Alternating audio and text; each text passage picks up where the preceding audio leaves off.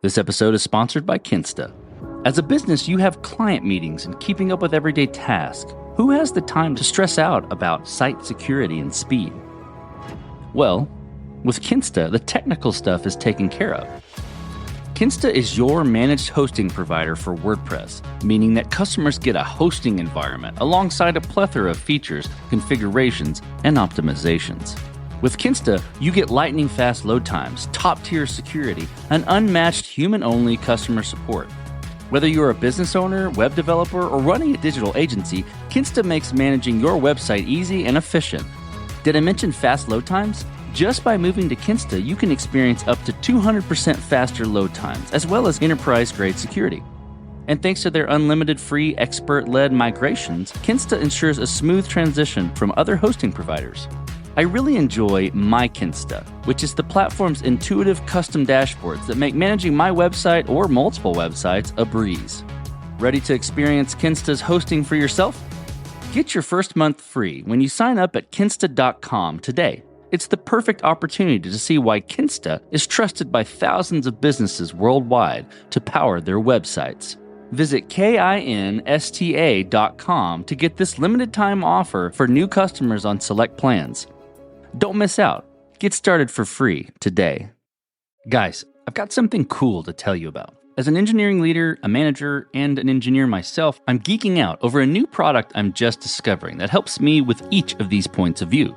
The great team at SEMA, builders of the SEMA Intelligence Platform, have been working on what they call the Product Roadmap Radar. It's this integrated solution that uses generative AI to observe your code and Jira in order to summarize, synthesize, and make it easier to deliver your roadmap. It not only helps keep your roadmap on track, but it helps reduce the time engineers spend in meetings. Cue all the engineers clapping. The Product Roadmap Radar is extremely easy to set up. This only takes about 5 minutes. Just enable your integrations and let AI do all the mapping for you. My favorite part? I'm glad you asked. The radar doesn't just tell you about your roadmap. It suggests changes you need to make based on the code that's been written and the stories that have been addressed. No commenting, no special setup, all generative AI. It gives you an outside view of your roadmap based on the code and projects a target completion date based on outstanding work and activity. Again, no comments, no special setup. It even detects shadow work when development is being done but Jira isn't being updated. I'm pretty jazzed about it, and I think you will be too. Take a second to watch a short but awesome demo video. Go to codestory.co/PRR to watch it today. You'll like what you see. This episode is brought to you by Paddle. Don't settle for less when you can have more, MOR, with Paddle, your merchant of record. Eliminate the headaches of payments, grow your revenue everywhere, and focus on what you do best, building your product. Get more revenue with less hassle at paddle.com. This episode is brought to you by PropelOff. People take authentication for granted, but it's more than how customers log into your product. It's how you manage your relationship with your users. The easiest way to make authentication your advantage is to use PropelOff. PropelOff is more than just functional. It's powerful. With tools like Managed UIs, Enterprise SSO, robust user management features, and actionable insights, PropelOff adapts as your product grows. And the best part? When auth is effortless, your team can focus on scaling, not troubleshooting. That means more releases, happier customers, and more growth for your business. Save dev time, win over your customers, and propel your business forward with PropelOff. Check them out at propeloff.com. That's PROPELAUTH.com. Working off the spec, I wrote this custom library to decode these wall logs. I would buffer them up to a certain memory threshold, chunk them up to a specific size in memory. I would encode them, and then I would flush them into our warehouse, which is Google BigQuery, using the super optimized, super lightweight storage write API. That was, just to put it very bluntly, ridiculous. Pulling my hair out, trying to fix this obscure issue, instead of shipping a feature that would have directly created value for our customers. And I just looked up and I said, Clayton, dude, you're building a podcast analytics startup. You are not building a Postgres replication startup. Stop doing this. My name is Clayton Gentry, and I'm the co-founder and CTO at Podstock. This is Code Story, a podcast bringing you interviews with tech visionaries. Spent 6 months moonlighting. There's nothing on the back end. Who share what it takes to change an industry. I don't exactly know what to do Took next. many goes to get right. Who built the teams that have their A back. company is its people. The teams help each other achieve I was more. proud of our team. Keeping scalability top of mind. All that infrastructure was a Yes, pain. we've been fighting it as we grow. Total waste of time. The stories you don't read in the headlines. It's not an easy thing to achieve, mind Took it you. off the shelf and dusted it off and tried it again. To ride the ups and downs of the startup life. You need to really want it. It's not just about technology. All this and more on Code Story. I'm your host, Noah Labhart, and today how Clayton Gentry is centralizing your workflow by helping you operate your multi-platform podcast business. This episode is brought to you by Paddle. Don't settle for less when you can have more, MOR, with Paddle, your merchant of record. Eliminate the headaches of payments, grow your revenue everywhere, and focus on what you do best, building your product. Get more revenue with less hassle at paddle.com. This episode is brought to you by PropelOff. People take authentication for granted, but it's more than how customers log into your product. It's how you manage your relationship with your users. The easiest way to make authentication your advantage is to use PropelOff. PropelOff is more than just functional. It's powerful. With tools like Managed UIs, Enterprise SSO, robust user management features, and actionable insights, PropelOff adapts as your product grows. And the best part? When off is effortless, your team can focus on scaling, not troubleshooting. That means more releases, happier customers, and more growth for your business. Save dev time, win over your customers, and propel your business forward with PropelOff. Check them out at propeloff.com. That's PROPELAUTH.com. Clayton Gentry has been digitally oriented his whole life. When he was younger, he was into photography and making videos with his friends and for school, either highlight videos for school events or promotional videos for businesses. He's always liked making things look good on a screen, and he was attracted to the art of it, which he attributes to his mother's genes. These days, he lives in Brooklyn, plays guitar, and likes to run in Prospect Park near his home. Toward the end of 2022, Clayton and his co-founder, Michael, reconnected on starting something new. Given Michael had extensive industry knowledge in the podcast world, Clayton and he combined their superpowers to take on the multi-platform nature of podcasting. This is the creation story of Podstock. To set the stage, in the old days, and by old days, 10 years ago, podcasts were really just something that you listened to, and that is not exclusively true anymore. Nowadays, podcasts are increasingly cross-medium and cross-platform. Podcasts are distributed on YouTube. They are distributed as social media, Instagram and TikTok and Facebook. Some podcasts are distributed as newsletters on Substack. So that evolution has dramatically increased the size of podcast audiences, but it's also just enhanced the consumption experience. Some of these YouTube podcasts are nothing short of cinematic in their production quality. That evolution has created planning and management challenges for podcast businesses who want to lean into this trend, but for whom it's very expensive to, one, just collect all of this data across all these platforms, but then also to actually monetize and decision against it. So that's where Podstock comes in. Podstock is a software platform that helps podcast companies grow their revenue and streamline their ad operations by aggregating and centralizing your podcast analytics from across all of your disparate distribution channels. So that allows us to give our customers a comprehensive picture about their show's performance in one place. I haven't heard anybody distributing via carrier pigeon, but if they distributed via carrier pigeon, we would figure that out too. So our value proposition to our customers is that we enable them to capitalize on this industry evolution into cross-platform. More specifically, with our customers' permission, we connect to their data sources, including their podcast hosting platforms, any YouTube channels they distribute across. We're adding social channel support, Spotify streaming data, For some customers, we've implemented very bespoke integrations where they might themselves host some of their own data on their own servers that they would like incorporated into Podstock. We ingest all that podcast delivery data from across all these platforms.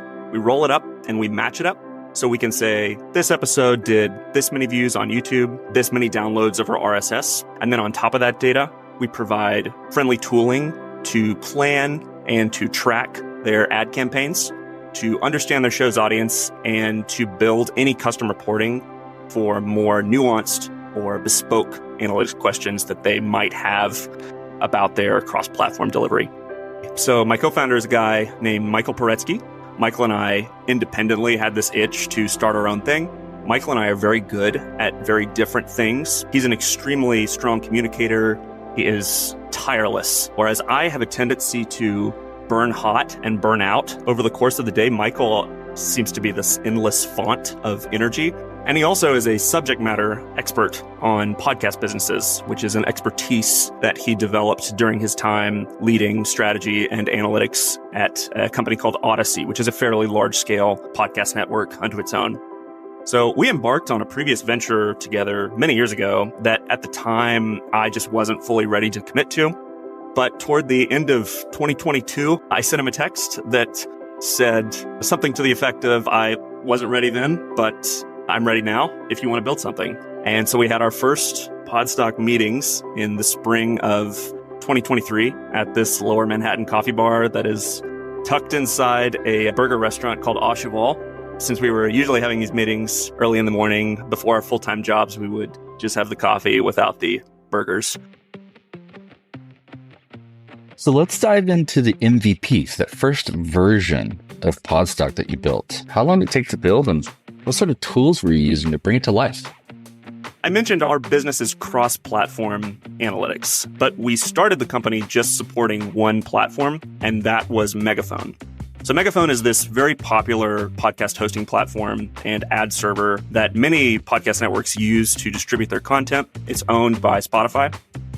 Megaphone offers a logs export service where they will write very raw downloads and impressions logs from your podcasts to an AWS S3 bucket that you can then consume for your own analytics purposes. This requires some technical capacity to set up, which we were and are able to offer our customers. And that enabled and enables us to build very nuanced analytics applications on top of it. So that said, the earliest scope of the product was quite limited. It was essentially a campaign tracking dashboard. It was built atop these Megaphone logs with some basic order delivery forecasting sprinkled in, where we would essentially look at the early delivery of the order and project forward how much we thought that order would actually deliver in the end. So you would have this early understanding of whether you were going to fulfill on time or not, essentially. It probably took us, I'm ballparking, and it's a little bit rough as to where you draw the line on what's MVP versus not MVP, but I would call it 90 days from scratch to something. And we built that MVP using Phoenix Live View. Our product has dramatically matured in the last 18 months, but we still proudly ship on top of Live View today. In general, in technology circles, I really like to sing the praises of the Elixir programming language and the Phoenix web framework wherever I can. Over the course of my career, I have worked with a number of technologies, but writing Elixir has always felt like coming home to me.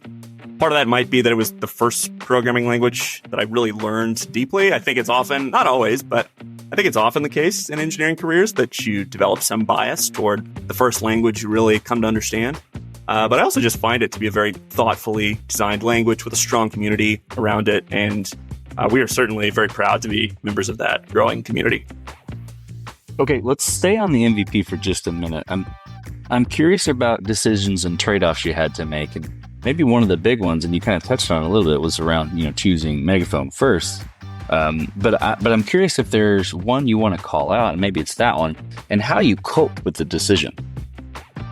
I think starting a startup is in many ways like running a search algorithm. You have this broad domain and you're essentially searching for product market fit. So one dichotomy that you find in the world of search algorithms is this split between depth first search and breadth first search. where depth first is about going very deeply down this one particular path where you invest heavily in a single direction. And on the other hand, breadth first is this exploration of multiple avenues at a slightly shallower level. When we launched Podstock, we thought that we were going to go very depth first on forecasting. So forecasting is a real problem in podcast world. Networks need to know how their campaigns are going to deliver. As we talk to more and more folks in the space, the demand that we were hearing for support for centralizing cross-platform analytics just got louder and louder. I wouldn't call it a full pivot, but I might call it a light pivot. We executed a light pivot from what was very much a depth-first dive on forecasting to entering more of a holding pattern there while we explored the cross-platform problem. So that shift from really narrowly focusing on forecasting to more broadly accommodating cross-platform was a fairly meaningful decision. There were dozens of smaller trade-off decisions that we also had to make along the way, especially back then with very limited resources. At this point, I was still working a full-time job in those early days. We would often, and we still do this, we would frame our appetites for features or initiatives in terms of weeks. A thing Michael would often say to me is, I have appetite for 1 week of your time on this, but I don't have appetite for 3 weeks of your time on this. So oftentimes this depth versus breadth trade-off gets measured in terms of weeks of engineering. 6 is a pretty big bet, whereas 1 or 2 weeks, 5 or 10 days is about the minimum to get anything of quality into production. On the coping half of the equation, if you've done the work to commit to a decision, whether it is more meaningful company direction decision or a smaller decision like what to build this week, I have found the coping to be really the easier half of the equation. It's the commitment that's the hard part. Making that decision is the hard part. But Michael and I have said to each other on more than one occasion, our game is we're going to make the best decision we possibly can make right now with the information that we have. And then we're going to respect the other side of that contract, which is that we're not going to play the woulda, coulda, shoulda game. Could have done this, would have done this. Doing that just doesn't help. And all in all, we've been pretty good about respecting that contract. Guys, I've got something cool to tell you about. As an engineering leader, a manager, and an engineer myself, I'm geeking out over a new product I'm just discovering that helps me with each of these points of view. The great team at SEMA, builders of the SEMA intelligence platform, have been working on what they call the Product Roadmap Radar. It's this integrated solution that uses generative AI to observe your code and Jira in order to summarize, synthesize, and make it easier to deliver your roadmap. It not only helps keep your roadmap on track, but it helps reduce the time engineers spend in meetings. Cue all the engineers clapping. The Product Roadmap Radar is extremely easy to set up. This only takes about 5 minutes. Just enable your integrations and let AI do all the mapping for you. My favorite part? I'm glad you asked. The radar doesn't just tell you about your roadmap. It suggests changes you need to make based on the code that's been written and the stories that have been addressed. No commenting, no special setup, all generative AI. It gives you an outside view of your roadmap based on the code and projects a target completion date based on outstanding work and activity.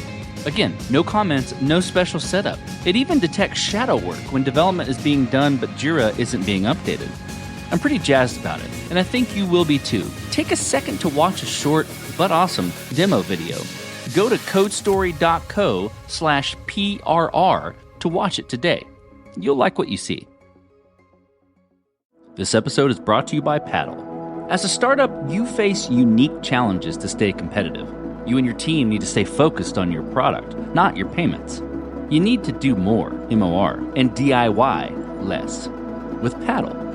Paddle is your merchant of record, becoming the seller of record for your SaaS transactions, enabling your team to focus on what's important, your product. Paddle handles all payment management across multiple gateways and methods, taking ownership of tax liability while remaining compliant with regulations across all markets. The platform handles all aspects of SaaS billing models, upgrades, add-on, trials, and more. Let's look at the results. MOR revenue optimization is built into Paddle and accounts for up to 16% higher conversion rates, reduced payment failures, localized pricing, and churn prevention, recovering 40% of cancellations. Their developer-friendly tools are API first with comprehensive documentation, removing the burden from your engineers. With Paddle as your merchant of record, you'll generate more revenue, find and keep more customers, grow faster, and stay compliant everywhere. So what are you waiting for? Get more revenue with less hassle at paddle.com. This message is sponsored by Vanta. Trust isn't just earned, it's demanded. Whether you're a startup founder navigating your first audit or a seasoned security professional scaling your GRC program, proving your commitment to security has never been more critical or more complex. That's where Vanta comes in. Businesses use Vanta to establish trust by automating compliance for in-demand frameworks like SOC 2, ISO 27001, HIPAA, and more. And with automation and AI throughout the platform, you can proactively manage vendor risk and complete security questionnaires up to 5 times faster, getting valuable time back. Vanta can also save you money. A new IDC white paper found that Vanta customers achieve $535,000 per year in benefits. So the platform pays for itself in just 3 months. Join over 10,000 global companies like Atlassian, Quora, and Factory who use Vanta to manage risk and prove security in real time. For a limited time, listeners get $1,000 off Vanta at vanta.com/codestory. That's VANTA.com/codestory for $1,000 off. You've got the MVP, it's working, you're getting the traction that you want, you've made the hard decisions, and you've pivoted from deep to more broad. I'm curious about how you've progressed the product from there and matured it. And I think to wrap that in a box a little bit, what I'm looking for is, how do you build your roadmap? How do you go about deciding, okay, this is the next most important thing to build or to address with Podstock? As far as how we've progressed the product, I would say that we've really leaned into the cross-platform promise. Specifically now, we source podcast analytics from YouTube. We source analytics from Spotify. We're adding support for a number of different ad servers. We're rapidly adding support for social channels like Instagram and TikTok. We're building out planning tools that help folks structure and schedule campaigns across these platforms. Some of our customers have their own data infrastructure, and so we've defined protocols that allow us to integrate with their own in-house systems. The question of how to build a roadmap, I think, is probably the hardest question that you will ask me. There's that old saying that all models are wrong, but some are useful. I apply that to roadmaps. I would say that all roadmaps are wrong, but some are useful. To attempt an answer, first off, Michael and I share responsibility for designing our roadmap. This is a very collaborative and messy exercise. The fuel for our roadmap discussions always comes from conversations that we have with our current customers and also with prospective customers. There's simply no way to do it without talking to customers. It's like exercising without eating. You have to ingest and process what your customers are telling you their problems are, both with their own process, but also with your product. And once you have that fuel, you have, the classic simple but not easy question to answer, which is, what is the thing we can do right now to accrete the most value to our customers, current and prospective? As far as how we do that at Podstock, Michael and I pay a lot of attention to the product roadmap philosophy that's championed by a guy named Ryan Singer, formerly of the software company 37 Signals, who wrote a book called Shape Up. One of the cornerstones of that strategy is a phase of road mapping that's called shaping. And shaping refers to the process of carving out a feature, deciding what goes in that feature. You might sketch out some doodles with an expo marker, but probably more importantly, deciding what does not go in that feature, what we're not going to do. This is the messiest part. So when we're at our healthiest operation, this is the point that should be the messiest. This is where most of the disagreement, most of the debate happens. It's a bad outcome for us when we're into the development of a feature and we have a disagreement about what that feature should be. So we really try to pull forward that messiness as much as we can. In keeping with the shape-up philosophy, we will draft what we call a pitch. It could be lengthy, it could just be a few sentences, and sometimes these discussions are just between Michael and me. Sometimes it's just verbal. But the idea is that once we're aligned on that pitch, on what to build, we build that. We give ourselves a deadline where we say, we're going to have this done by Friday, and then we're moving on. So we have to fit the feature into the timeline. We don't fit the timeline around the feature. We call this scope hammering, which is verbiage that we picked up from the shape up philosophy, and we fit that feature into the deadline. I hear you saying we a lot, and I know the team is fairly small right now, but I'm curious about how you've built that team, how you went about deciding that, okay, these individuals have the characteristics that we're looking for, and they're the winning horses to join you. We intentionally have remained extremely lean. It's a practical choice, given that we are bootstrapped, but from my perspective, it is also a very strategic choice. I really believe that hiring too fast is a very efficient way to tank a software product. I subscribe to the adage that you move further faster with one great engineer than three good ones. Engineering hiring is just extremely difficult. And the honest truth is that a lot of it does come down to luck. There's no getting around that. In past lives, I've conducted technical interviews. Nowadays, I put a lot more premium on somebody's portfolio. The truth is, if there is no portfolio to review, a technical interview alone, as I see it, is not a sufficient signal to make a hiring decision.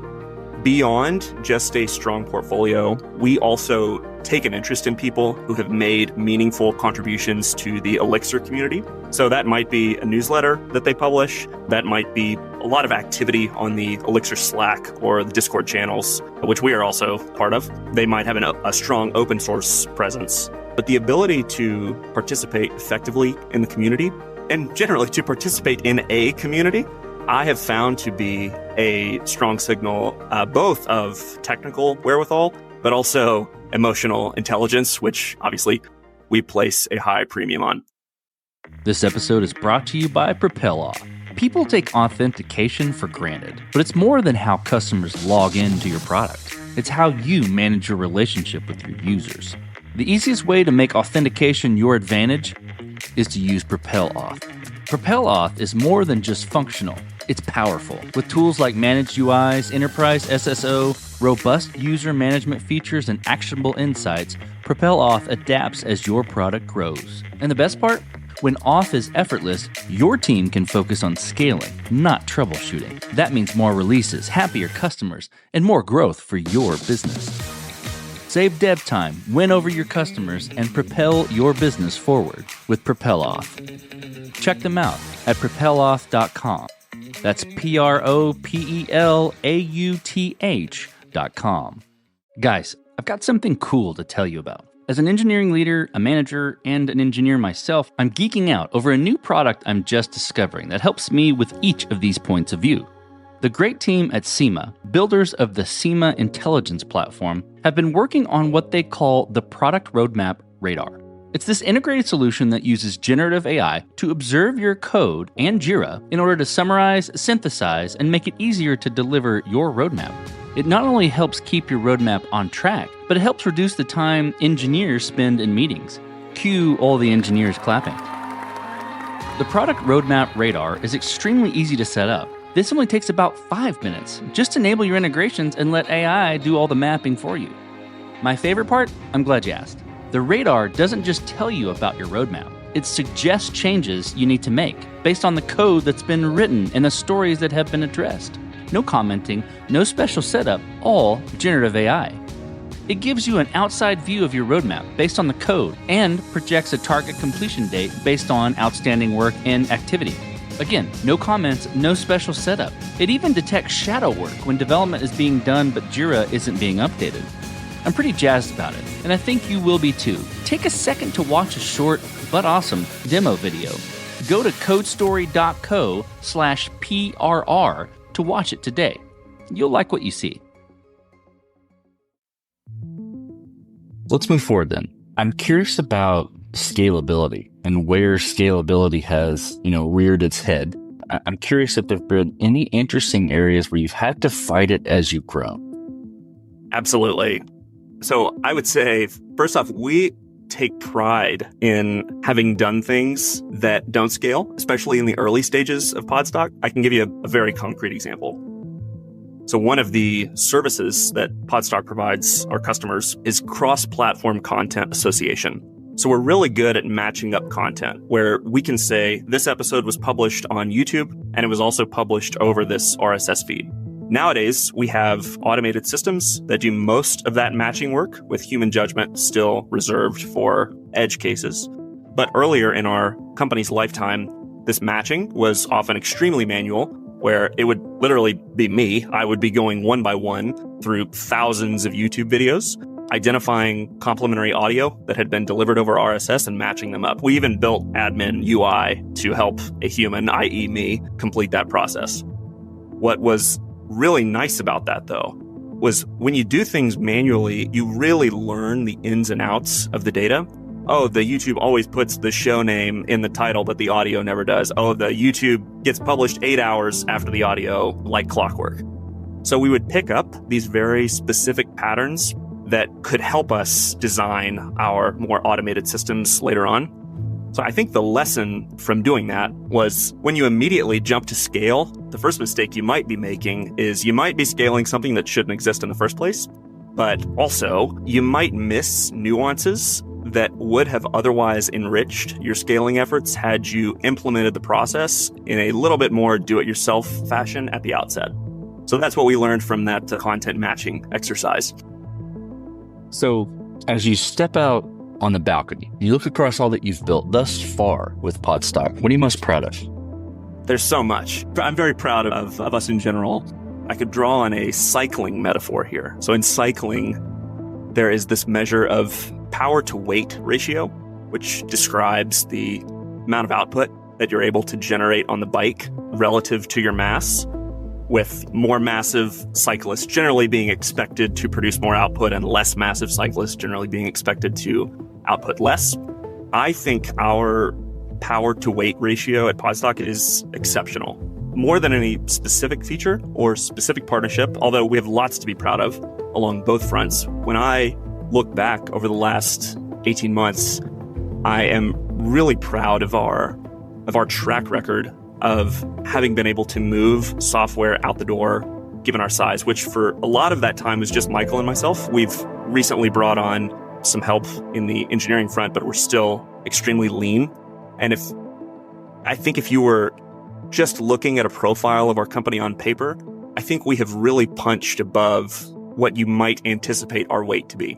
We're certainly not resting on those laurels. I actually think we're laying out Q2 2025 to ship harder than we've ever shipped. But if I were to step out on the metaphorical balcony, as you put it, I'm just incredibly proud of the amount of output that we've been able to generate relative to our size over the last 18 months. Let's flip the script a little bit. Tell me about a mistake you made and how you and your team responded to it. So speaking of output, I think in general, when we made the wrong choice, it has been downstream of overshipping more so than undershipping. So by overshipping into a more complicated bells and whistles-ish solution out of a set of options rather than a solution on the simpler end of the spectrum.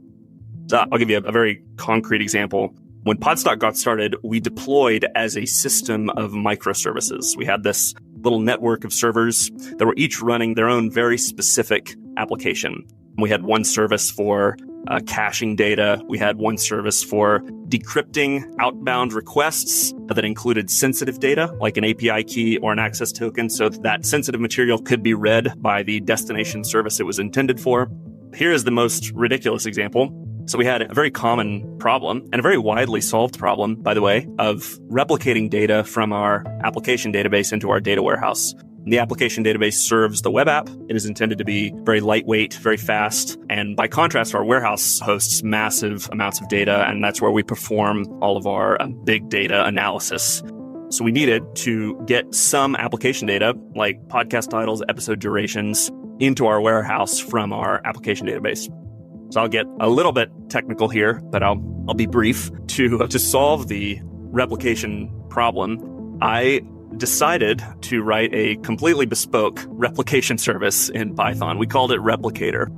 It would subscribe to all of our Postgres write-ahead logs. Write-ahead log entries, or wall entries, as they're sometimes referred to, are basically logs that the database emits that describe every individual change to data in your database. I literally pulled the spec for Postgres wall, and working off the spec, I wrote this custom library to decode these wall logs, I would buffer them up to a certain memory threshold, chunk them up to a specific size in memory. I would encode them to a different data format called protocol buffers, and then I would flush them into our warehouse, which is Google BigQuery, using this super optimized, super lightweight storage write API. That was, just to put it very bluntly, ridiculous. Miraculously, it did work for a while. I still have that code. Maybe I can open source it at some point. But I think, believe it or not, I think we had a bug one day, and I was pulling my hair out trying to fix this obscure issue along this Postgres replication chain, instead of shipping a feature that would have directly created value for our customers. And I just looked up and I said, Clayton, dude, you're building a podcast analytics startup. You are not building a Postgres replication startup. Stop doing this. And I deleted it. I deleted the whole replication chain. I deleted my blue ribbon wall decoder service. And now we don't even worry about that. We actually make use of BigQuery's federated query functionality, which allows us to reach directly into our application database without having to maintain this crazy replication layer in the middle. So it's 100 times simpler. It's 100 times less error prone than it was. And it's this classic case of we sunk a lot of time and energy into making something super bespoke and super optimal that should not have existed in the first place.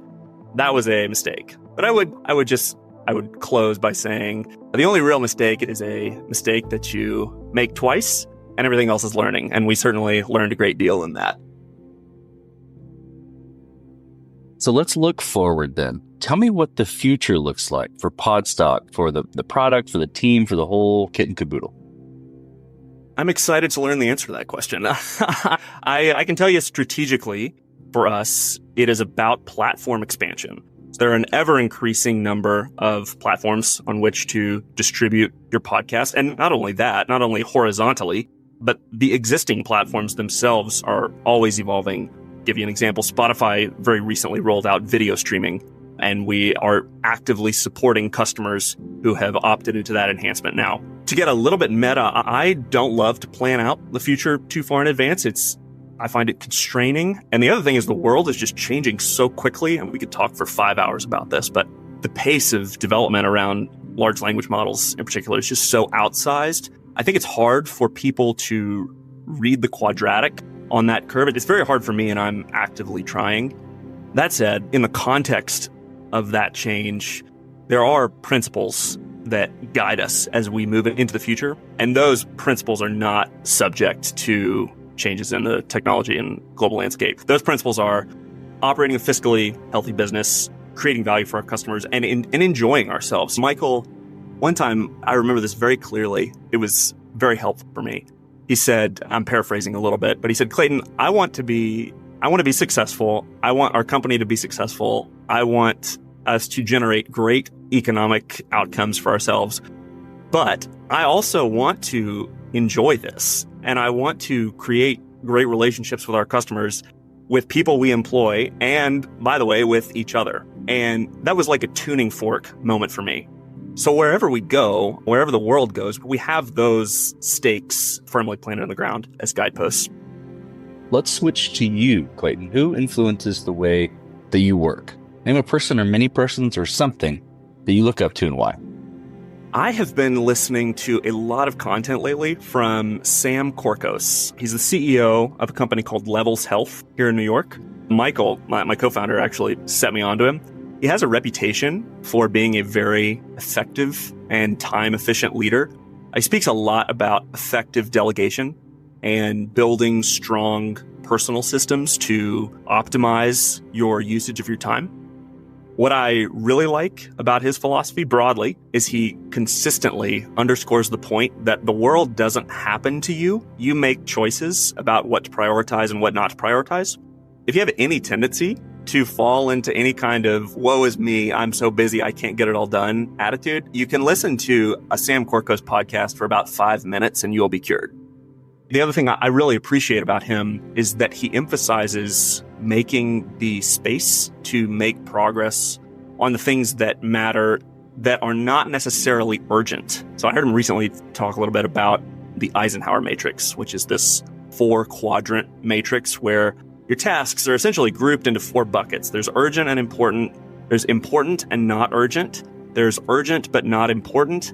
And then there is not important nor urgent. And making the space to step out of the urgency for even a little bit really helps improve the direction you're marching. So I have a lot of respect for Sam and his philosophy around that, and I try to act that out. I find that creating that space begets calmness, and that calmness is prerequisite to good aim on where you are going. I like Sam Korkos a lot. I'm listening to him a lot lately. Last question. So you're getting on a plane and you're sitting next to a young entrepreneur who's built the next big thing. They're jazzed about it. They can't wait to show it off to the world, and can't wait to show it off to you right there on the plane. What advice do you give that person, having gone down this road a bit? My first reaction is I am figuring it out too. So I don't particularly feel like I'm in a position to give advice, but I can speak to strategies that have worked for me when I have implemented them. The biggest thing for me, very tactically, is to be quite intentional about the start of the day. The start of the day is the most important time of day for me. It's a time when the inbox is quiet.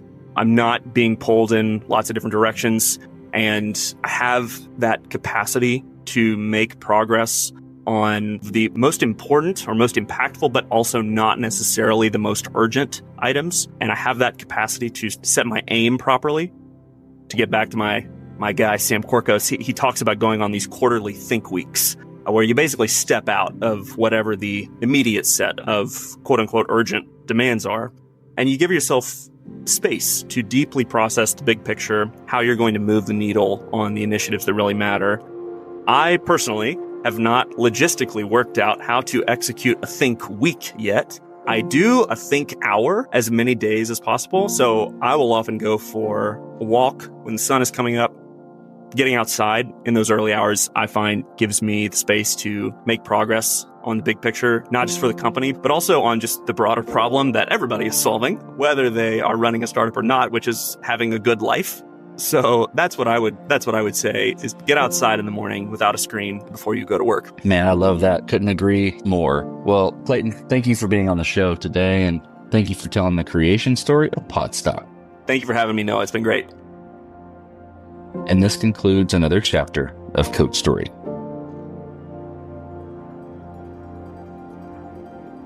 Code Story is hosted and produced by Noah Labhart. Be sure to subscribe on Apple Podcasts, Spotify, or the podcasting app of your choice.